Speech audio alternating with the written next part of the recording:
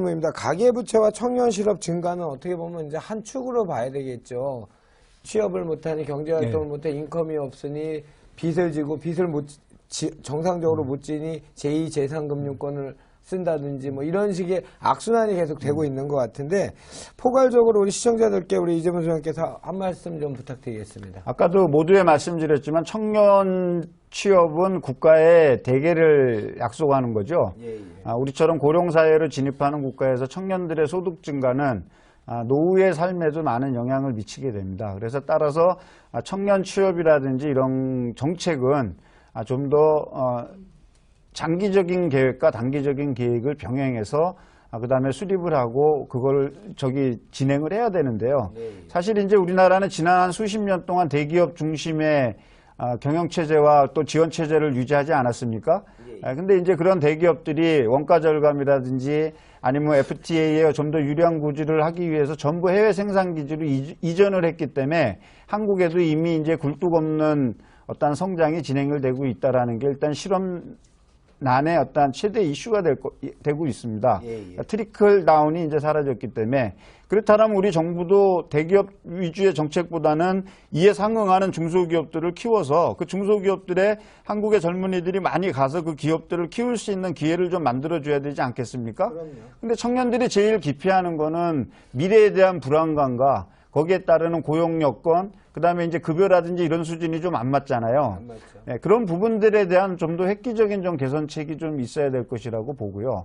결국에 가계부채, 특히 이제 청년들은 취업을 하지 않았다, 예를 들어서 뭐를 한다라고 했을 때 한 20세에서 30세에 있는 청년들의 대부분은 이제 뭐 학자금 융자를 받았다든지 생활을 하기 위해서 쉽게 얘기해서 카드깡을 한다든지 대출을 받아갖고서 생활을 하지 않겠습니까? 소득이 절대적으로 부족하니까.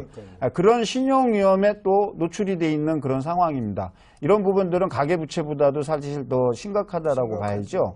그러니까 이런 부분들까지 좀 고민을 한다라면 지금 청년 창업을 하기 위해서 자꾸 창업 너무 많이들 얘기를 하고 제도적 기반을 만들어 놓고 하지만 사실 저는 경험 없는 창업은 반대거든요.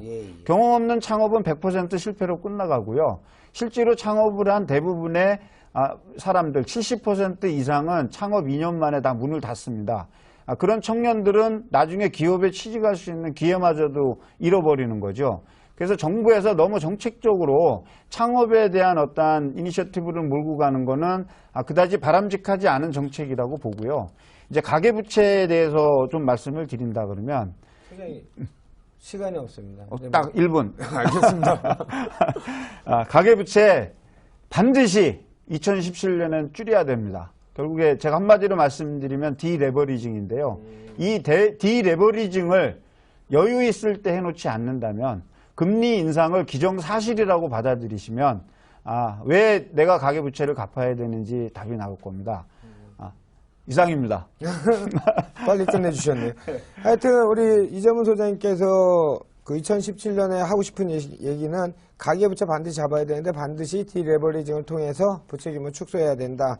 두 번째는 그 성장 요인보다는 둔화 요인이 많으니 취업하시는 분들도 눈높이를 좀 낮춘다든지 여러 가지 스스로 좀 단단하게 만드는 어떤 그런 심리적인 요인이 있어야 될 것 같다.